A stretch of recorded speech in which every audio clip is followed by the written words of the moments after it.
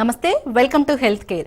తరచుగా గర్భస్రావం అంటే ఏమిటి, వైద్యపరంగా దీన్ని ఎలా నిర్వచిస్తారు, తండ్రి ఆరోగ్య పరిస్థితులు కూడా గర్భస్రావానికి కారణమా, థైరాయిడ్, డయాబెటీస్, పీసీఓఎస్ వంటి హార్మోనల్ సమస్యలు గర్భస్రావానికి దారితీస్తాయా, ఐవీఎఫ్, ఐయుఐ లేదా పీజీటీ వంటి అధునాతన చికిత్సలు ఎలా ఉంటాయి, మెడికల్ హాస్పిటల్ నుంచి senior consultant, gynaecologist, obstetrician, laparoscopic surgeon and infertility specialist doctor B Radhika గారు మనతో పాటు ఉన్నారు. వారిని అడిగి మరిన్ని విషయాలు తెలుసుకుందాం. అలాగే మీ సందేహాలకు స్క్రీన్ పైన స్క్రోల్ అవుతున్న నెంబర్స్ కి ఫోన్ చేసి నివృత్తి చేసుకోవచ్చు. డాక్టర్ గారు నమస్తే. నమస్తే అండి. మేడం, ఈ ప్రజెంట్ జనరేషన్ లో చూసుకున్నట్లయితే చాలా మందికి తరచుగా గర్భస్రావం అవుతుంది. అసలు దీన్ని వైద్యపరంగా ఎలా చూడాలి? ఇలాగ తరచుగా గర్భస్రావం కావడాన్ని మేము రికరెంట్ ప్రెగ్నెన్సీ లాస్ అంటుంటాం. రికరెంట్ ప్రెగ్నెన్సీ లాస్ అంటే ఎన్ని అబార్షన్స్ అవుతే మనము దాన్ని రికరెంట్ ప్రెగ్నెన్సీ లాస్ అంటాము. అంటే యూజువల్గా అయితే 3 కానీ 3 కంటే ఎక్కువ కానీ మిస్క్యారేజ్ అవుతుంటే వాటిని రికరెంట్ ప్రెగ్నెన్సీ లాస్ అంటాం. సో ఇప్పుడు ఏంటంటే మాకు కూడా కొన్ని సొసైటీస్ ఉంటాయి. కొన్ని సొసైటీస్లో అయితే 2 మిస్క్యారేజెస్నే వాళ్ళు తీసుకుంటారు. కానీ నేను ప్రాక్టికల్గా చూసుకున్నట్టయితే ఎప్పుడైనా సరే ఒకసారి ఫస్ట్ టైం మిస్క్యారేజ్ అయినప్పుడు వివిధ కారణాల వల్ల అయ్యుండొచ్చు. అంటే ఒక్కొక్కసారి స్పొరాడిక్ మిస్క్యారేజ్ అంటాం. అంటే ఏదో ఒక రీజన్ వల్ల అది అయ్యుండొచ్చు. యూజువల్గా అలా ఎవరైనా ఒక పేషెంట్ కానీ వాళ్ళకు మిస్క్యారేజ్ అయ్యి మా దగ్గరికి వచ్చినప్పుడు వాళ్ళకి కౌన్సిలింగ్ చేసి ఈసారి ఇలాగ అయింది, నెక్స్ట్ టైం ట్రై చేద్దాము అనేసి అప్పుడు ఎటువంటి బ్లడ్ టెస్ట్ చేయించాం. ఒకవేళ రెండోసారి కానీ లేదనుకుంటే మూడోసారిగా అయినప్పుడు డెఫినెట్గా వీటికి టెస్ట్ చేయడం అన్నది చాలా ఇంపార్టెంట్. అప్పుడు మనం చాలా రకాలమైన వాటికి వివిధ కారణాలు ఉంటాయి.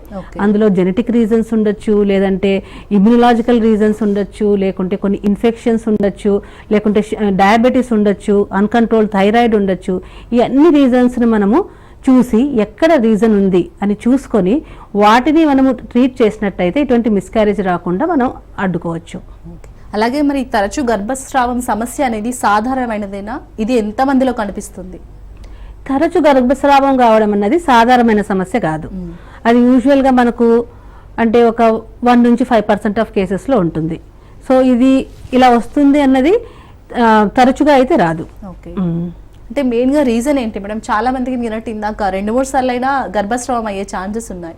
సో దేని వల్ల అవుతుంది? ప్రధాన రీజన్స్ మనం మెయిన్గా ప్రధాన రీజన్స్ చూసుకున్నట్టయితే మెయిన్గా జెనెటిక్ రీజన్స్, ఆ తర్వాత ఇమ్యూనిటీ పరంగా ఇమ్యూనలాజికల్ రీజన్స్ అంటాం. ఇమ్యూనలాజికల్ రీజన్స్ ఉండొచ్చు. 50% ఆఫ్ కేసెస్లో ఎటువంటి రీజన్ కూడా ఉండదు. వాటిని అన్ఎక్స్ప్లెయిన్డ్ రికరెంట్ ప్రెగ్నెన్సీ లాస్ అంటాం. అంటే ఎటువంటి రీజన్ ఉండదు. వాళ్ళకి జెనెటిక్ పరంగా బాగుంటారు, హస్బెండ్ని ఎవాల్యుయేట్ చేసినా బాగుంటారు, వైఫ్ ఎవాల్యుయేట్ చేసినా బాగుంటారు, ఎటువంటి జన్యుపరమైన ఏమీ ఉండవు. వాటిని unexplained infertility, unexplained recurrent pregnancy loss అంటాం. అలాగే మిస్క్యారేజ్ ను సాధారణంగా భావించవచ్చా? అసలు ఎప్పుడు ఇది సమస్యగా పరిగణించాలి మనం? సో మిస్క్యారేజ్ అంటే యాక్చువల్గా ఇప్పుడు డెఫినేషన్ కూడా మారిందండి. మిస్క్యారేజ్ అంటే ఇంతకుముందు యాక్చువల్గా 7 months అబోవ్ అట్లయితే మిస్క్యారేజ్ అనేవాళ్ళం, అంటే 28 weeks. ఇప్పుడు మనకున్న టెక్నాలజీ వల్ల 24 weeks దాటిన తర్వాత మనము ఈ యొక్క మనకి ఎన్ఐసీలలో కేర్లో ఉంచేసేసుకొని మనం ఇప్పుడు చిన్న బేబీస్ను కూడా మనం మంచిగా హెల్దీగా చేస్తున్నాం. సో మనకు మినిమం 24 weeks అన్నది ఇంపార్టెంట్. ఈ 24 weeks కంటే ముందు ఏదైనా సరే ప్రెగ్నెన్సీ లాస్ ఉన్నట్టయితే దాన్ని మనము మిస్క్యారేజ్ అంటాము. యూజువల్గా 24 weeks తర్వాత వాటిని ముందు అయ్యే డెలివరీస్ అంటే ప్రీటర్మ్ డెలివరీస్ అంటాం. సో ఈ 24 weeks అంటే ముందు ఒకవేళ రికరెంట్గా 1 సారి 2 సార్లు 3 సార్లు అలాగా లాస్ అవుతున్నప్పుడు దాన్ని రికరెంట్ ప్రెగ్నెన్సీ లాస్ అంటాం. అలాగే ఇటు మన థైరాయిడ్, డయాబెటీస్, పీసీఓఎస్ వంటి హార్మోనల్ సమస్యలు ఇటు గర్భస్రావానికి దారి తీయొచ్చా? డెఫినెట్గా తీస్తాయండి. సో థైరాయిడ్, అన్కంట్రోల్ థైరాయిడ్ అంటే మనకు మెయిన్గా హైపోథైరాయిడిజం 2 ఉంటాయి కదండి, హైపర్ థైరాయిడిజం, హైపోథైరాయిడిజం. ఈ హైపోథైరాయిడిజం, అన్కంట్రోల్డ్ హైపోథైరాయిడిజం ఉన్నప్పుడు డెఫినెట్గా అది మనకు ఈ గర్భస్రావానికి దారితీస్తుంది. అలాగే థైరాయిడ్లో కొంతమందికి యాంటీబాడీస్ ఉంటాయి, యాంటీ టీపీఓ యాంటీబాడీస్ పాజిటివ్ అని. ఇటువంటి వాళ్ళల్లో కూడా ఇది గర్భస్రావానికి రీజన్ అవుతుంది. ఆ తర్వాత కొంతమందిలో మనకు యూజువల్గా చూసుకున్నట్టయితే వాళ్ళకి ఎటువంటి సిమ్టమ్స్ ఉండవు, కానీ ఎప్పుడైతే థైరాయిడ్ టెస్ట్ చేస్తామో ఆ థైరాయిడ్లో సీరం టీఎస్హెచ్ అన్నది ఎక్కువగా ఉండడం జరుగుతుంటుంది. సబ్ క్లినికల్ హైపోథైరాయిడిజం అంటాం. ఈ సబ్ క్లినికల్ హైపోథైరాయిడిజం లేదనుకుంటే మనకు ఎక్కువ టీఎస్హెచ్ ఉన్న వాళ్ళలో డెఫినెట్గా మనం ట్రీట్మెంట్ ఇచ్చి వాటిని మనం కంట్రోల్లో ఉంచుకోవాలి. ఈ థైరాయిడ్ హార్మోన్ అన్నది మన ఫిజికల్, మెంటల్, సైకలాజికల్ వీటన్నిటికీ కూడా యూజ్ అవుతుంది. సో కాబట్టి థైరాయిడ్ ఎటువంటి ప్రెగ్నెన్సీలో అయినా కూడా మనం దాన్ని సరైన వాల్యూలో ఉంచుకోవాలి. అవసరమైనట్లయితే మనం థైరాయిడ్ మెడికేషన్ వాడుకోవాలి. ఇంకా రెండవది మీరు అడిగారు షుగర్. సో అన్కంట్రోల్ డయాబెటీస్, డెఫినెట్గా అన్కంట్రోల్ డయాబెటీస్ వల్ల కూడా మనకు మిస్క్యారేజ్ అయ్యే అవకాశాలు ఉన్నాయి. ఇంకొకటి ఏంటంటే ఎట్లా కాజ్ చేయొచ్చు మిస్క్యారేజెస్, మన డయాబెటీస్ అంటే అందులో ఉండే షుగర్స్ ఎక్కువగా ఉండి దానివల్ల కూడా మనకు ఫీటస్ అనేది డెత్ కావచ్చు. లేదనుకుంటే ఈ అన్కంట్రోల్ డయాబెటీస్లో ఒక్కొక్కసారి ఇన్ఫెక్షన్స్ చాలా ఎక్కువగా ఉంటాయి. అది యూరినరీ ఇన్ఫెక్షన్ కానివ్వండి, లేదనుకుంటే వెజనల్ ఇన్ఫెక్షన్ కానివ్వండి. ఆ విషయానికి వచ్చినట్టయితే ఎక్కడ ఇన్ఫెక్షన్ ఉన్నా, బాడీలో ఎక్కడ ఇన్ఫెక్షన్ ఉన్నా కూడా మిస్క్యారేజ్ అయ్యే అవకాశాలు చాలా ఎక్కువగా ఉంటాయి. కాబట్టి ఈ డయాబెటీస్ను, అన్కంట్రోల్ డయాబెటీస్ను మనము దాన్ని కంట్రోల్లో పెట్టుకొని ఉన్నట్టయితే ఈ యొక్క రికరెంట్ ప్రెగ్నెన్సీ లాస్ను మనం అవాయిడ్ చేయొచ్చు. ఇంకొక విషయం మీరు చెప్పాల్సింది ఏంటంటే ఈ అన్కంట్రోల్ డయాబెటీస్ ఉన్నప్పుడు మనకు బేబీస్లో కూడా అనామలీస్, కంజెంటల్ అనామలీస్ వచ్చే అవకాశాలు ఉన్నాయి. కాబట్టి ఎవరైనా ప్రెగ్నెన్సీ ప్లాన్ చేస్తున్నప్పుడు కంపల్సరీగా మేము ఒక 3-4 టెస్టులు కంపల్సరీగా రాస్తాం. మీ హీమోగ్లోబిన్ ఎంత ఉంది, మీ థైరాయిడ్ నార్మల్గా ఉందా, మీ షుగర్ నార్మల్గా ఉందా, మీ యూరిన్ నార్మల్గా ఉందా. సో ఇవన్నీ కూడా మన కంట్రోల్లో ఉన్నట్టయితే ఆ ప్రెగ్నెన్సీ అనేది మనకి ఎటువంటి ప్రాబ్లమ్స్ లేకుండా, ఆ తర్వాత ఈ కంజెంటల్ హైపోథైరాయిడిజం అంటుంటాం బేబీస్లో వచ్చే వాటికి, వాళ్ళకు కూడా ఇంపార్టెంట్. వాళ్ళ physical, mental and psychological growth కూడా ఇంపార్టెంట్. కాబట్టి ఈ షుగర్ కానివ్వండి, థైరాయిడ్ కానివ్వండి, ఇవన్నీ కూడా మనం కంట్రోల్లో ఉంచుకోవాలి. ఇంకా ఇటువంటి హార్మోన్స్కి సంబంధించినట్టయితే ఇంకొక 2 హార్మోన్స్ ఉన్నాయండి. ఇంకోటి ప్రొలాక్టిన్. ప్రొలాక్టిన్ అన్న హార్మోన్ కూడా కొంచెం ఈ రికరెంట్ ప్రెగ్నెన్సీ లాస్లో కాజ్ అవుతుంటుంది. ఆ తర్వాత మెయిన్గా ఈ ప్రొలాక్టిన్ హై ఉన్న వాళ్ళల్లో ఎక్కువగా ఇన్ఫర్టిలిటీ సంబంధమైన సమస్యలు ఉంటాయి. సో వీటన్నిటి కంట్రోల్ ఉన్నట్టయితే డెఫినెట్గా రికరెంట్ ప్రెగ్నెన్సీ లాస్ను మనము అవాయిడ్ చేయొచ్చు. అలాగే ఇటు మన తరచూ గర్భస్రావం వచ్చినప్పుడు ఎలాంటి టెస్టులు చేస్తారు? ఓకే అండి. సో ఫస్ట్ గర్భస్రావం అయినప్పుడు ఫస్ట్ అందరూ గుర్తుపెట్టుకోవాల్సింది ఏంటంటే మనం ఇద్దరిని టెస్ట్ చేయాలి. అంటే చాలా మంది మనం ఆడవాళ్ళని, అంటే ఫ్యామిలీలో ఎలా ఉంటుందంటే మెయిన్గా ఫీమేలే ముందు టెస్ట్ చేస్తాం. సో ఇద్దరిని మనం టెస్ట్ చేయాల్సి ఉంటుంది. సో ఫస్ట్ మనం ఇందాక చెప్పుకున్నట్టయితే జెనెటిక్ టెస్ట్లు. సో జెనెటిక్ టెస్ట్లు అంటే మనం ఇద్దరికి టెస్ట్ చేయాలి. సో హస్బెండ్కి చేయాలి, వైఫ్కు చేయాలి. అందులో యూజువల్గా మనం ఇనిషియల్గా క్యారియోటైపింగ్ అన్నది చేస్తుంటాము. అంటే అందులో క్రోమోజోమ్స్లో ఏమన్నా మెయిన్గా ఏమన్నా ఇష్యూస్ ఉన్నాయా అని. ఒకవేళ ఇటువంటివి ఏమన్నా ఇష్యూస్ ఉన్నప్పుడు ఒక్కొక్కసారి ఫర్దర్గా వేరే టెస్ట్లకు కూడా, అంటే వేరే టెస్ట్ కూడా ఇన్డెప్త్గా టెస్ట్ చేసే అవకాశాలు ఉంటాయి. నెక్స్ట్ వచ్చేసేసి మనము సెమెన్ అనాలిసిస్, హస్బెండ్కి సెమెన్ అనాలిసిస్ చేసి అందులో కూడా ఏమైనా ఇబ్బందులు ఉన్నాయా, లేదనుకుంటే ఇన్ఫెక్షన్ ఏమైనా ఉందా, లేకుంటే డిఎన్ఏ ఫ్రాగ్మెంటేషన్ టెస్ట్ అంటుంటాము, అందులో ఏమన్నా డిఎన్ఏ ఫ్రాగ్మెంటేషన్ ఎక్కువగా ఉందా, ఇవన్నీ కూడా చూసుకోవాల్సి ఉంటుంది. తర్వాత మనం ఇమ్యునలాజికల్ టెస్ట్ అన్నాం. ఇమ్యునలాజికల్ టెస్ట్ అయితే యూజువల్గా మనము ఈ యొక్క ఆడవారికి చేస్తాం. సో ఇమ్యునలాజికల్ టెస్ట్లో ఏం చూడాలి, మెయిన్గా ఇమ్యునలాజికల్ టెస్ట్లో కొన్ని APLA అంటే యాంటీపాస్ఫోలిపిడ్ యాంటీబాడీ సిండ్రోమ్ అన్నది యూజువల్గా మేము అది రూల్ అవుట్ చేసుకుంటుంటాం. ఇంకొంతమందికి మనకు యూజువల్గా ఈ బ్లడ్లో క్లాట్స్ అయ్యేది, అంటే హెరిడిటరీ హిమోఫీలియాస్ ఉంటాయి. సో ఇటువంటివి కానివ్వండి, లేదనుకుంటే హెరిడిటరీ హిమోఫీలియాస్లో కూడా చాలా రకరకాలుగా ఉంటాయి.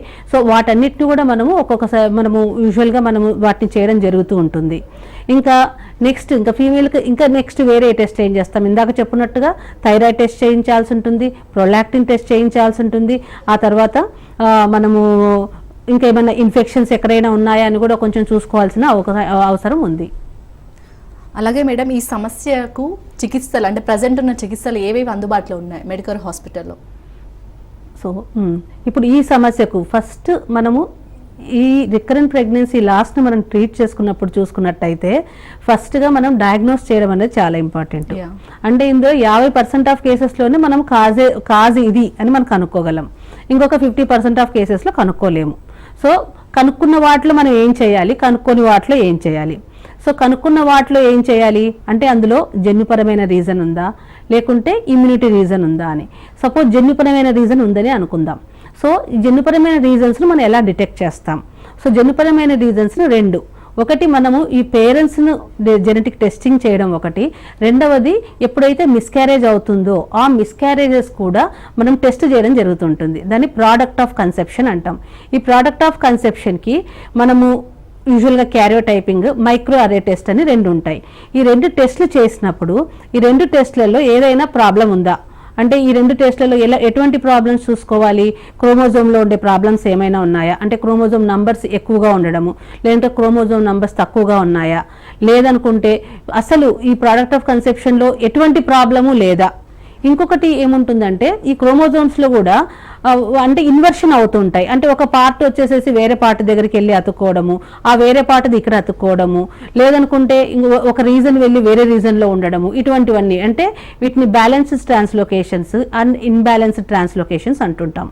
సో ఎప్పుడైతే ఈ బేబీలోనే ప్రాబ్లం ఉందనుకుందాం, అంటే ప్రోడక్ట్ ఆఫ్ కన్సెప్షన్లోనే క్రోమోజోమల్ నంబర్లో కానీ ఏదైనా ప్రాబ్లం ఉన్నప్పుడు యూజువల్గా ఆ బేబీ ఫామ్ అయిన బేబీయే ప్రాబ్లం కాబట్టి అది మనకు నేచర్ అన్నది మన సర్వైవల్ ఆఫ్ ద ఫిట్టెస్ట్, అంటే ఏది మనకు ఫిట్గా ఉందో అదే సర్వైవ్ అవుతుంది. సో సిమిలర్గా ఆ ఫిట్గా లేనిది డెఫినెట్గా మనకు అది అబార్ట్ అవ్వడం జరుగుతూ ఉంటుంది. ఒకవేళ సో ప్రోడక్ట్ ఆఫ్ కన్సెప్షన్లో అబ్నార్మల్ ఉంటే యూజువల్గా అది ఆ యొక్క ఫామ్ అయిన ఎంబ్రియో ప్రాబ్లం ఉంటుంది. లేదు అందులో కొన్ని బ్యాలెన్స్డ్ ట్రాన్స్లోకేషన్స్ కానివ్వండి, లేకుంటే ఇంబ్యాలెన్స్డ్ ట్రాన్స్లోకేషన్స్ కానీ ఉన్నాయనుకోండి, అప్పుడు డెఫినెట్గా పేరెంట్స్ను మనము టెస్ట్ చేయాలి, జెనెటిక్ టెస్ట్ చేయాల్సి ఉంటుంది. ఒకవేళ ఆ టెస్ట్లో ఎవరికైనా ప్రాబ్లం ఉందా, మేల్కు ప్రాబ్లం ఉందా, ఫీమేల్కి ప్రాబ్లం ఉందా, ఆ ప్రాబ్లము ఎంత లీతల్ ప్రాబ్లము, అంటే కొంతమందిలో కొన్ని మనం ఈ టెస్ట్ చేస్తున్నప్పుడు అవి లీతలా నాన్ లీతలా అని చూసుకోవాలి. ఒకవేళ నాన్ లీతల్ అన్నప్పుడు వాటిలో మనము ఎస్పెషల్గా ఈ ఐవీఎఫ్ ప్రెగ్నెన్సీస్లో ఉన్నప్పుడు మనం వాళ్ళకు కొంచెము చికిత్స చేయడంలో చికిత్స చేసినప్పుడు చేసేటప్పుడు ఐవీఎఫ్ ప్రక్రియ చేసేటప్పుడే మనము ఫిట్ ఎంబ్రియోస్ను గర్భసంచిలో ఉన్నట్టయితే ఇటువంటి ప్రాబ్లమ్స్ రాకుండా ఉంటాయి. అలాగే మేడం, ఇందాక ఐవీఎఫ్, ఐయుఐ అలాగే లేదా పీజీటీ వంటి చికిత్సలు ఎంతవరకు ఫలితాన్ని ఇస్తాయి? డెఫినెట్గా అండి, ఇప్పుడు సైన్స్ చాలా ఇంప్రూవ్ అయింది, చాలా డెవలప్ అయింది, టెక్నాలజీ చాలా డెవలప్ అయింది. ఈ పీజీటీ మీరు అన్నారు కదా, దాని పేరు ఏం పేరు అంటే ప్రీ ఇంప్లాంటేషన్ జెనెటిక్ టెస్టింగ్. ఇందాక మనం అనుకున్నట్టుగా ఎప్పుడైతే ఇప్పుడు మనము ఈ ఐవీఎఫ్లో మనము ఈ యొక్క బేబీని మనం బయటే ఫామ్ చేస్తున్నాం ఎంబ్రియోను, ఆ ఎంబ్రియో నుంచి ఒక చిన్న బయాప్సీ తీసుకొని అందులో ఈ ఎంబ్రియో యొక్క క్రోమోజోమ్ అనాలిసిస్ చేస్తారండి, అంటే ఈ జెనెటిక్ అనాలిసిస్ చేస్తారు. ఈ యొక్క క్రోమోజోమ్ జెనెటిక్ అనాలిసిస్ చేసినప్పుడు ఏదైతే మంచిగా ఉందో, ఎటువంటి దానిలో జెనెటిక్ అబ్నార్మాలిటీస్ లేవో అటువంటివే మనం గర్భసంచిలో ప్రవేశపెట్టడం జరుగుతుంటుంది. ఇలా పెట్టినప్పుడు ఫామ్ అయ్యే బిడ్డ కూడా యూజువల్గా మనకి ఈ యొక్క మిస్క్యారేజ్కి వెళ్లకుండా మనకు సక్సెస్ఫుల్ ప్రెగ్నెన్సీ అయ్యే అవకాశాలు ఉన్నాయి. ఈ పీజీటీ టెస్టింగ్ అనేది ఐవీఎఫ్లో చాలా ఇంపార్టెంట్. ఇప్పుడు చాలామంది చాలా చోట్ల ఇది మనము ఈ చికిత్స చేస్తున్నారు. దీనివల్ల ఈ రికరెంట్ ప్రెగ్నెన్సీ లాస్ వచ్చేవాళ్ళు వాటిని జెనెటిక్ పరంగా వచ్చిన వాటిని అధిగమించవచ్చు. అలాగే డాక్టర్ గారు, ఐవీఎఫ్, ఐయుఐ లేదా పీజీటీ ఈ చికిత్సల్లో ఏది బెస్ట్ రిజల్ట్ ఇస్తుంది? అంటే చాలామంది మహిళలకు గర్భస్రావం అనేది అవుతూ ఉంటుంది, కొన్ని మిస్క్యారేజెస్ అవుతున్నాయి, చాలామంది ఎలా అంటే బాధపడుతున్నారు ఎందుకు మిస్క్యారేజ్ అవుతుందని. సో ఇలాంటి చికిత్సలు వారికి ఎంతవరకు ఫలితాన్ని ఇస్తాయి? అంటే ఫలానా ఫస్ట్ అండి ఏంటి రీజన్, అది చాలా ఇంపార్టెంట్. అది జెనెటిక్ రీజన్ అన్నట్లయితేనే మనకు ఈ పీజీటీ టెస్టింగ్ అన్నది యూజ్ అవుతుంది. యూజువల్గా ఈ న్యాచురల్ సైకిల్లో ఈ పీజీటీ టెస్టింగ్ అనేది కొంచెం డిఫికల్ట్గా ఉంటుంది. లేదనుకుంటే ఫామ్ అయిన ఎంబ్రియో మనము యూజువల్గా ఈ ఐవీఎఫ్ ప్రక్రియలోనే మనం ఎక్కువగా పెట్టడం జరుగుతుంటుంది. ఈ రికరెంట్ ప్రెగ్నెన్సీ లాస్ అయిన వాళ్ళకు ప్రతి ఒక్కరికి అయితే ఐవీఎఫ్ అనేది మేము సజెస్ట్ చేయము. ఎప్పుడైతే అంటే వాళ్ళకు వేరే రీజన్స్ వల్ల ఐవీఎఫ్ వెళ్ళారనుకోండి, అది వేరే సంగతి. మనం ఎప్పుడైతే జన్యుపరమైన రీజన్స్ ఉండేసేసి దీన్ని అవాయిడ్ చేయడానికి పీజీటీ టెస్టింగ్ తోటి చేయడంప్పుడు మన ఐవీఎఫ్ సజెస్ట్ చేయడం జరుగుతుంటుంది.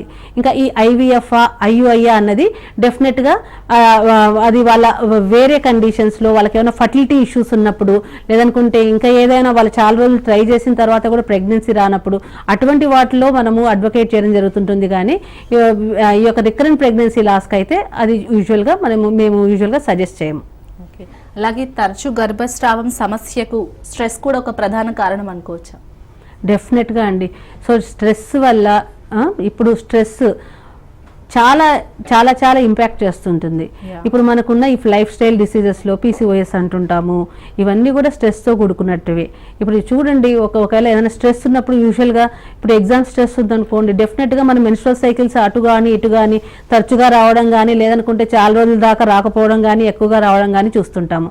ఆ తర్వాత మనకు యూజువల్గా మన బ్రెయిన్లో అంటే హైపోథెలామో పిట్యూటరీ ఓవేరియన్ యాక్సిస్ అంటుంటాం. అంటే మనము ఈ పీరియడ్స్ కానివ్వండి, ఇవన్నిటికి కానివ్వండి బ్రెయిన్ నుంచి సిగ్నల్స్ రావడం, ఇక్కడ వచ్చిన సిగ్నల్స్ బ్రెయిన్కు వెళ్ళడం, వీటన్నిటి వల్ల జరిగే ప్రక్రియ. సో ఈ స్ట్రెస్ అనేది చాలా చాలా ఇంపార్టెంట్. ఆ తర్వాత యూజువల్గా ఒక్కసారి మిస్క్యారేజ్ అయిందనుకోండి, యూజువల్గా స్త్రీలు చాలా డిప్రెషన్కు గురవుతుంటారు. మేము అటువంటి టైంలో బాగా సైకలాజికల్ కౌన్సిలింగ్ ఇవ్వడము, ఆ తర్వాత సపోర్టివ్ కేర్ ఇవ్వడము, ఇవన్నీ కూడా జరుగుతుంటుంది. ఇటువంటి విషయంలో నేను ఇంకోటి కూడా మీకు చెప్పాలి, స్ట్రెస్ అన్నది స్త్రీలకే కాదు మగవారికి కూడా ఇంపార్టెంట్. ఈ మగవారికి ఉన్న స్ట్రెస్ వల్ల కూడా ఈ రికరెంట్ ప్రెగ్నెన్సీ లాస్ అవడం జరుగుతుంటుంది. సో నేను ఇందాక మీకు ఫస్ట్ చెప్పినప్పుడు రికరెంట్ ప్రెగ్నెన్సీ లాస్ అంటే ఇద్దరికి చూసుకోవాలి. మన స్ట్రెస్ కానివ్వండి, లేకుంటే మనం ఒబెసిటీ అంటే వెయిట్ ఎక్కువైనప్పుడు కూడా ఇట్లా రికరెంట్ ప్రెగ్నెన్సీ లాసెస్ జరుగుతుండొచ్చు. అది బోత్ మేల్కు ఫీమేల్కి ఇద్దరికి చూసుకోవాలి. ఆ తర్వాత ఇటీవల కాలంలో మనం చూస్తున్నాం లైఫ్ స్టైల్ చాలా మారిపోయింది మంది. ఇప్పుడు అంటే స్త్రీలు కూడా వాళ్ళు స్మోక్ చేస్తున్నారు, వాళ్ళు కూడా ఆల్కహాల్ కన్జ్యూమ్ చేస్తున్నారు. అది స్త్రీ కానివ్వండి, పురుషుడు కానివ్వండి, ఎవరికైనా సరే ఆల్కహాల్ కన్జంప్షన్, స్మోకింగ్, ఇవన్నీ కూడా ప్రెగ్నెన్సీ లాస్ అవడంలో ప్రెగ్నెన్సీ లాసెస్, మిస్క్యారేజ్ అవ్వడం జరుగుతూ ఉంటుంది. కాబట్టి ఇద్దరు కూడా దాన్ని అవాయిడ్ చేయడం మంచిది. ఆ తర్వాత ఈ కాఫీ ఎక్కువగా తీసుకోవడం కూడా ఒక రీజన్ లాగా చెప్తుంటాము. కాబట్టి ఈ కాఫీని కూడా అవాయిడ్ చేస్తే చాలా మంచిగా ఉంటుంది. ఓకే, అలాగే ఇప్పుడు తరచూ గర్భస్రావం తర్వాత మళ్ళీ గర్భం ధరించాలంటే మహిళలు ఎలాంటి జాగ్రత్తలు తీసుకోవాలి? సో ఒకసారి గర్భస్రావం అయినప్పుడు కొంచెం గ్యాప్ తీసుకోవడం మంచిది. మేము యూజువల్గా 2 to 3 months గ్యాప్ తీసుకున్నట్టయితే మళ్ళీ అది రికరెంట్ కాకుండా ఉంటుంది.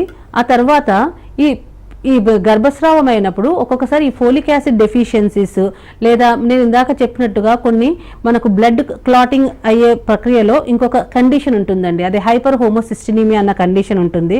ఇందులో కూడా ఫోలిక్ యాసిడ్ సప్లిమెంటేషన్ అనేది చాలా ఇంపార్టెంట్. ఈ ఫోలిక్ యాసిడ్ సప్లిమెంటేషన్ తీసుకున్నట్టయితే ఈ మిస్క్యారేజెస్ రాకుండా ఉండడం.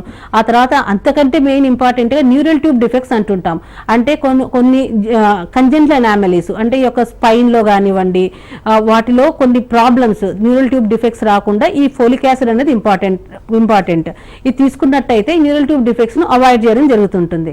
కాబట్టి ఎప్పుడైతే ఒకసారి మిస్క్యారేజ్ అయిందో కొంచెం 2 months 3 months గ్యాప్ తీసుకొని ఆ తర్వాత ప్రెగ్నెన్సీ ప్లాన్ చేసుకునేదా అంటే ముందే ఒక 1 month నుంచి ఈ ప్రీ కన్సెప్షనల్ ఫోలిక్ యాసిడ్ ఒకటే కాదండి, ఇప్పుడు పైరిడాక్సిన్ అంటే B6 B12 ఈ ఉన్న హార్మోన్స్ కూడా టాబ్లెట్ తీసుకున్నట్టయితే ఈ యొక్క మిస్క్యారేజెస్ మనం అవాయిడ్ చేయడం జరుగుతుంది. అలాగే మేడం, ఈ మిస్క్యారేజెస్ రిపీటెడ్గా అవ్వడం వల్ల మహిళల్లో కూడా చాలా చేంజెస్ వస్తూ ఉంటాయి. ఎలాంటి చేంజెస్ వస్తాయి, వాళ్ళు ఎలాంటి జాగ్రత్తలు తీసుకోవాలి? సో ఎప్పుడైతే మిస్క్యారేజ్ అవుతుందో, ఈ మిస్క్యారేజ్ అవుతున్నప్పుడు ఒక్కొక్కసారి ఇన్ఫెక్షన్స్ వచ్చే అవకాశాలు ఉంటాయి. సో మెయిన్గా ఆ బ్లీడింగ్ అవ్వడం కానివ్వండి, లేదనుకుంటే కొంతమందికి ప్రొలాంగ్డ్గా బ్లీడింగ్ అవ్వడం జరుగుతూ ఉంటుంది. ఈ బ్లీడింగ్ అప్పుడు యూజువల్గా కొంచెం మేము చాలా సమయాల్లో యాంటీబయాటిక్ ప్రొఫైలాక్సిస్ పెడుతూ ఉంటాం. సో ఇన్ఫెక్షన్ తగ్గడానికని ఇచ్చే మెడికేషన్స్ పెడుతూ ఉంటాం. కొంతమంది ఈ మధ్య కాలంలో డాక్టర్ను సంప్రదించకుండా కూడా అబార్షన్స్ చేసుకుంటున్నారు. వాటిల్లో యూజువల్గా ఈ ఇన్ఫెక్షన్స్ వచ్చే అవకాశాలు ఉన్నాయి. ఈ ఇన్ఫెక్షన్స్ వల్ల ఏం ప్రాబ్లం అవుతుంది? ఈ ఇన్ఫెక్షన్స్ వల్ల మెయిన్గా ఒక్కొక్కసారి ట్యూబ్స్ ఇన్ఫెక్ట్ అయ్యే అవకాశాలు ఉంటాయి. ఈ ట్యూబ్స్ ఇన్ఫెక్ట్ అయినట్టయితే మనకు మళ్ళీ ఫర్దర్గా ప్రెగ్నెన్సీస్ రాకపోవడము, లేదా కొంచెం పార్షియల్గా అవి ఇన్ఫెక్ట్ అయినట్టయితే ప్రెగ్నెన్సీస్ ట్యూబ్లో రావడం, వాటి ట్యూబల్ ఎక్టోపిక్ ప్రెగ్నెన్సీ అంటాం. ఈ ట్యూబల్ ఎక్టోపిక్ ప్రెగ్నెన్సీ రావడం జరుగుతుంటుంది. అలాగే ఈ మిస్క్యారేజెస్ వల్ల ఒక్కొక్కసారి మనము అది నార్మల్ మిస్క్యారేజ్ కానివ్వండి, లేదనుకుంటే డిఎన్సీ అని చేస్తూ ఉంటాం. ఇది చేసినప్పుడు కూడా మనం ఏసెప్టిక్ ప్రికాషన్స్ ఫాలో కాకుండా చేసినప్పుడు అప్పుడు కూడా ఇన్ఫెక్షన్స్ వచ్చే అవకాశాలు ఉన్నాయి. అప్పుడు గర్భసంచి యొక్క లోపల పొరకు ఇన్ఫెక్షన్ రావడం, దాన్ని క్రానిక్ ఎండోమెట్రైటిస్ అంటుంటాం. లేదా గర్భసంచిలో ఒక్కొక్కసారి అతుకులు ఏర్పడతాయి, అంటే యాషర్మ్యాన్ సిండ్రోమ్.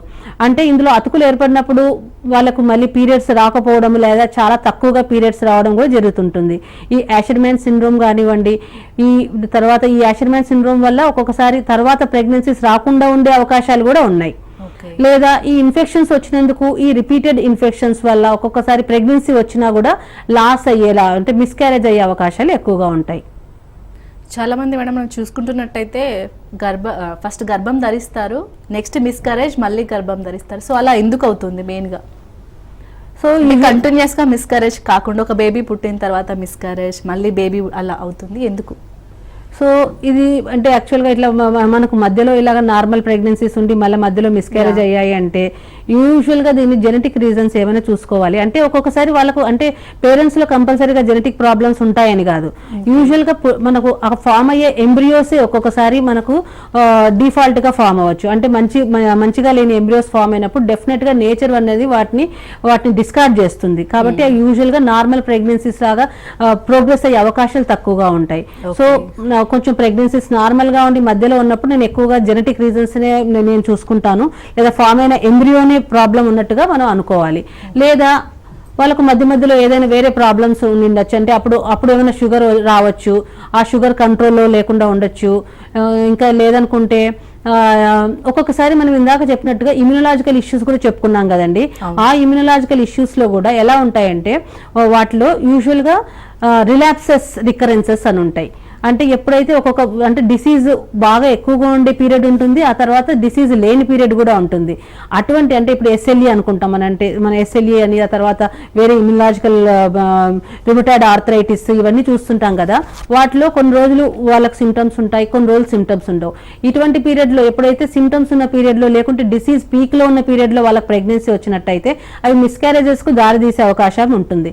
అదే ఈ యొక్క డిసీజ్ ఎప్పుడైతే డార్మెంట్ తక్కువ స్టేజ్లో ఉన్నప్పుడు ప్రెగ్నెన్సీ ఫామ్ అయితే అవి ప్రెగ్నెన్సీస్ సక్సెస్ఫుల్ ప్రెగ్నెన్సీ అయ్యే అవకాశాలు ఉంటాయి. మరి ఇందాక జెనెటిక్ పరంగా ఈ తరచూ గర్భస్రావం వస్తుంది అంటున్నారు కదా. సో జెనెటిక్ పరంగా ఉన్న వాళ్ళు ఎలాంటి చికిత్సలు అంటే ముందే ఎలాంటి టెస్టులు నిర్వహించాలి? కరెక్ట్ క్వశ్చన్ అడిగారండి. నేను యాక్చువల్గా ఒక 1 వీక్ బ్యాక్ ఇలాగే ఒక పేషెంట్ వాళ్ళు నా దగ్గరికి వచ్చారు. అంటే వాళ్ళకి యాక్చువల్గా నేను వేరే హిస్టెక్టమీ చేశాను, వాళ్ళ పిల్లలకు మ్యారేజ్ చేస్తున్నారు, వాళ్ళు ఫ్యామిలీలో మ్యారేజ్ చేస్తున్నారు. సో ఈ ఫ్యామిలీలో మ్యారేజ్ చేస్తున్నప్పుడు మేడం ఇలాగ మేము కన్సాంగ్నస్ అంటే వాళ్ళ చెల్లెలు కూతురికే ఇస్తున్నారు అనమాట. వీటిని మేము ఎటువంటి జాగ్రత్తలు తీసుకోవాలని అడిగారు. నాకు చాలా సంతోషం అనిపించింది. సో ఈ కన్సాంగ్నస్ మ్యారేజెస్ లో చూసుకున్నట్టయితే ఒక్కొక్కసారి కొన్ని రకాల డిసీజెస్ ఫ్యామిలీస్ లో ఉండడం జరుగుతుంటుంది. సో ఈ ఫ్యామిలీస్ లో ఉన్నప్పుడు యూజువల్గా ఒక పేరెంట్లో యూజువల్గా ప్రాబ్లం ఉన్నప్పుడు ఒక్కొక్కసారి ఆ డిసీజ్ అనేది మనకు బయటపడకపోవచ్చు. ఎప్పుడైతే ఇద్దరు పేరెంట్స్లో ప్రాబ్లం ఉందో కంపల్సరీగా అది మనకు పుట్టబోయే బిడ్డకు వచ్చే అవకాశాలు ఉంటాయి. సో ఇటువంటి టైప్ ఆఫ్ డిసీజెస్ను మనం అవాయిడ్ చేయొచ్చు. సో నేను వాళ్ళకి ఏమి అడ్వైజ్ ఇచ్చానంటే మీరు జెనెటిక్ కౌన్సిలింగ్కి వెళ్ళండి అని వాళ్ళకు మొత్తం అంటే అబ్బాయికి ఇద్దరికి టెస్ట్ చేయించేసేసి వాళ్ళలో ఏం ప్రాబ్లం లేదని చూసేసేసిన తర్వాత వాళ్ళు ఇప్పుడు హ్యాపీగా మ్యారేజ్ చేసుకుంటున్నారు. సో ఇటువంటి చేసుకున్నప్పుడు మన ఫ్యామిలీలో కొంతమంది కొన్ని ఫ్యామిలీస్ లో కొన్ని రకాల డిసీజెస్ అట్లా వంశపారంపరంగా వస్తూ ఉంటాయి. అది వేరే వాళ్ళని చేసుకున్నప్పుడు అవి పుట్టబోయే బిడ్డల్లో కనపడకపోవచ్చు, అదే వాళ్ళలో చూసుకున్నప్పుడు కనపడవచ్చు. ఈ కన్సాంగ్నస్ మ్యారేజ్ కాకుండా యూజువల్గా వేరే నాన్ కన్సాంగ్నస్ మ్యారేజెస్ లో కూడా ఇటువంటి ప్రాబ్లమ్స్ వచ్చే అవకాశాలు ఉంటాయి. సో అటువంటి దానిలలో మనం ఏ పేరెంట్ ప్రాబ్లం ఉంది, ఆ తర్వాత ఈ యొక్క ఇందాక చెప్పినట్టు పీజీటీ టెస్టింగ్ తోటి ఏమన్నా మనం దాన్ని అవాయిడ్ చేయొచ్చా, ఒకవేళ ఇవన్నీ మనం అవాయిడ్ చేయని పక్షంలో గ్యామెట్ డొనేషన్ అంటే ఓన్లీ మనం సపోజ్ మేల్లో ప్రాబ్లం అయితే స్పర్మ్ డొనేషన్, ఫీమేల్లో ప్రాబ్లం అయితే ఊసైడ్ డొనేషన్, వాటికి కూడా వెళ్ళి ఇటువంటి డిసీజెస్ వాళ్ళ వంశపారంపరంగా అట్లా రాకుండా కూడా మనం చూసుకోవచ్చు. అలాగే మేడం చాలా మంది ఇప్పుడు ఈ ఐవీఐ కొందరికి సక్సెస్ కావట్లేదు అంటున్నారు. అంటే మీరు అన్నట్టు ఈ రీజన్కి ఇది కరెక్ట్ అంటున్నారు కదా. సో మెయిన్ ఎలాంటి వాళ్ళు ఈ ట్రీట్మెంట్కి వెళ్ళొచ్చు అంటారు? మెయిన్గా ఐవీఎఫ్ అంటే రికరెంట్ ప్రెగ్నెన్సీ లాస్ గురించి మాట్లాడుకున్నట్లయితే ఐవీఎఫ్ వాటికి వెళ్లాల్సినది మెయిన్గా జెనెటిక్ ఫ్యాక్టర్స్ గురించే వెళ్తుంటాం. రికరెంట్ ప్రెగ్నెన్సీ లాస్ అనేది డిఫరెంట్, ఇన్ఫర్టిలిటీ అనేది డిఫరెంట్. రికరెంట్ ప్రెగ్నెన్సీ లాస్ అంటే వాళ్ళకి ప్రెగ్నెన్సీ వస్తుంది కానీ తర్వాత మిస్క్యారేజ్ అవుతుంది. సో ఎటువంటి వాళ్ళకి వెళ్తాం? ఓన్లీ ఎవరికైతే జెనెటిక్ పరంగా ఇబ్బందులు ఉన్నాయో, ఎవరికైతే మనము ఆ ఎంబ్రియోలో బయాప్సీ చేసి కరెక్ట్ అయిన ఎంబ్రియోస్ పెడతామో వాళ్ళకు యూజువల్గా ఐవీఎఫ్ అనేది యూస్ఫుల్ గా ఉంటుంది. ఇంకా లేదు మనకు ఇప్పుడు చాలా కండిషన్స్ ఉన్నాయి. ఇప్పుడు అడ్వాన్స్డ్ ఏజ్ కానివ్వండి, లేదనుకుంటే ఎగ్ క్వాలిటీ ఎగ్స్ తక్కువగా ఉండడము, అంటే ఓవేరియన్ రిజర్వ్ తక్కువగా ఉండడం, ఎండోమెట్రియోసిస్, ఇటువంటి కండిషన్స్ లో మనం ఐవీఎఫ్ చెప్పడం జరుగుతుంటుంది. అది డిఫరెంట్ రీజన్ కు మనము అక్కడ చెప్తున్నాం. ఓకే, మెయిన్గా మేడం ఈ మిస్క్యారేజ్ కాకుండా ఉండాలి అంటే ఎలాంటి జాగ్రత్తలు తీసుకోవాలి? ప్రధానంగా మిస్క్యారేజ్ కాకుండా ఉండాలంటే ఎలాంటి జాగ్రత్తలు తీసుకోవాలి? సో మెయిన్గా మనం ఇందాక చెప్పుకున్నట్టుగా ఫస్ట్ ఇన్ జనరల్గా మనకు మామూలుగా 1-2 అయ్యే మిస్క్యారేజెస్ కాకుండా ఉండాలి అని అంటే మెయిన్గా ఇందాక చెప్పినట్టుగా ఫోలిక్ యాసిడ్ తీసుకోవాలి. ఆ తర్వాత ప్రీ కన్సెప్షనల్ కౌన్సిలింగ్ అంటే మనము మెయిన్గా మనం ప్రెగ్నెన్సీ రాకముందే మనం ఇందాక హిమోగ్లోబిన్ బాగుందా, షుగర్స్ బాగున్నాయా, థైరాయిడ్ వాల్యూస్ ఎలా ఉన్నాయి, ఇంకేదైనా ప్రాబ్లమ్స్ ఉన్నాయో చూసుకొని వాటిని కంట్రోల్లో చేయడం జరుగుతూ ఉంటుంది. ఆ తర్వాత వచ్చిన తర్వాత మనం ఫోలిక్ యాసిడ్ సప్లిమెంటేషన్ కంటిన్యూ చేసుకోవడము. తర్వాత కొంతమందిలో ప్రొజెస్ట్రాన్ హార్మోన్, యాక్చువల్గా ఈ యొక్క ప్రెగ్నెన్సీ హార్మోన్ ప్రొజెస్ట్రాన్ హార్మోన్. ఒకవేళ కొంతమందికి ఏదైనా ఇబ్బందులు ఉన్నాయి, కొంతమందికి అబ్డామినల్ క్రాంప్స్ ఉంటాయి, లేదనుకుంటే PCOS ప్రాబ్లం ఉంటుంది, లేదనుకుంటే కొంతమందికి హైపర్ ప్రొలాక్టినిమియాస్ ఉంటాయి, వీళ్ళలో ప్రొజెస్ట్రాన్ హార్మోన్ తక్కువగా ఉండడం జరుగుతుంటుంది. ఎస్పెషల్గా ఇప్పుడు చూసినట్టయితే IVF ప్రెగ్నెన్సీస్ లో చాలా మందికి కూడా ప్రొజెస్ట్రాన్ హార్మోన్ ఇవ్వడం జరుగుతుంటుంది. సో ఈ ప్రొజెస్ట్రాన్ హార్మోన్ ఇచ్చినప్పుడు కూడా మనకి మిస్క్యారేజ్ రాకుండా ఉండడం జరుగుతుంటుంది.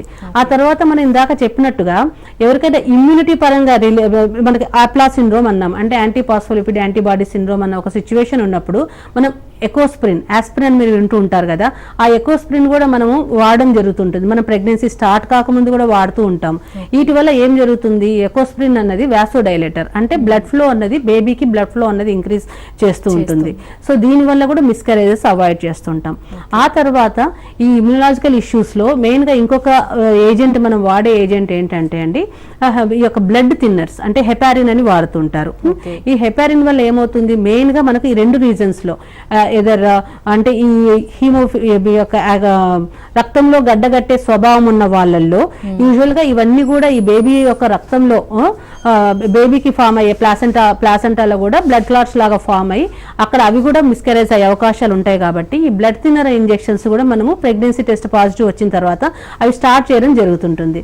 వీటి వల్ల ఈ బ్లడ్ క్లాట్స్ ఫామ్ కాకుండా ఆ తర్వాత ప్రెగ్నెన్సీస్ అన్నది మనకు సక్సెస్ఫుల్ బర్త్ లాగా అవ్వడం జరుగుతుంటుంది. సో మెయిన్గా చూసుకున్నట్టయితే ఫోలిక్ యాసిడ్, ప్రొజెస్ట్రాన్ సపోర్ట్, ఆ తర్వాత ఎకోస్ప్రిన్, ఆ తర్వాత నెక్స్ట్ వచ్చేసేసి కొంతమందిలో ఈ హెపారిన్ ఇంజెక్షన్, ఇవి ఇవ్వడం జరుగుతూ ఉంటుంది. మిస్క్యారేజ్ అయి బాధపడుతున్న మహిళలకు మీరు ఇచ్చే సందేశం ఏంటి, అంటే వాళ్ళు ఎలా ముందుకు సాగాలి? ఫస్ట్ మిస్క్యారేజ్ అయ్యే మహిళలకు మెయిన్గా మనం సైకలాజికల్ సపోర్ట్, అది డాక్టర్ దగ్గర నుంచి కానివ్వండి, డాక్టర్ దగ్గర ఉండే మెయిన్గా స్టాఫ్ కూడా ఉంటారు. మా స్టాఫ్ కూడా యూజువల్గా సిస్టర్స్ చాలా రోల్ ప్లే చేస్తారు ఈ కౌన్సిలింగ్ విషయాల్లో. వాళ్ళు చాలా ధైర్యం చెప్తుంటారు, ఇద్దరు వార్డ్స్లో కానివ్వండి లేదా ఓపీలో ఉన్నప్పుడు. నిన్ననే యాక్చువల్గా నర్సెస్ డే అయింది, వాళ్ళు ఇటువంటి విషయాల్లో వాళ్ళు పేషెంట్ సపోర్ట్కు చాలా సపోర్ట్ చేస్తారు. అలాగే మెయిన్గా ఫ్యామిలీ సపోర్ట్ చాలా ఇంపార్టెంట్. ఈ ఫ్యామిలీ సపోర్ట్లో ఎలా ఉంటుందంటే అంటే ఆడవాళ్ళనే వాళ్ళ వల్లనే అయ్యింది అన్నట్టుగా వాళ్ళను ఒక అభద్రతా భావానికి గురి చేస్తారు. అటువంటి అభద్రతా భావాన్ని అటు అమ్మాయి పరంగా కానివ్వండి లేదా అబ్బాయి ఫ్యామిలీ పరంగా కానివ్వండి అది చేయకూడదు.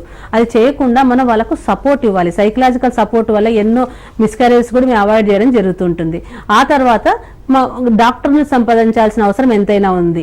ఇప్పుడు కొంతమంది చాలా లేట్గా వస్తుంటారు, ఎప్పుడో 35 yearsకు 40 yearsకు, అప్పుడు వచ్చేసేసి వాళ్ళు 10 years తర్వాత, ఎప్పుడో 10 years ముందు ఒక మిస్క్యారేజ్ అయి ఉంటుంది, ఆ తర్వాత 10 years తర్వాత వచ్చేసేసి అప్పుడు ట్రీట్మెంట్కి వస్తుంటారు. అలా కాకుండా మనం ముందుగా వచ్చినట్టయితే వేరే వేరే ప్రాబ్లమ్స్ కూడా ఉండకుండా మన సక్సెస్ఫుల్ ప్రెగ్నెన్సీస్ చూసుకునే అవకాశాలు ఉంటాయి. ఆ తర్వాత డాక్టర్ చెప్పిన అడ్వైస్ ఫాలో కావడం, అది కూడా చాలా important. Right, thank you madam. తరచూ గర్భస్రావం గురించి చాలా చక్కగా చెప్పారు. థ్యాంక్ యూ అండి. సో చూసారు కదండి, ఇది హెల్త్ కేర్ ప్రోగ్రామ్. మరొక అంశంతో మళ్ళీ కలుద్దాం. Keep watching Raj news.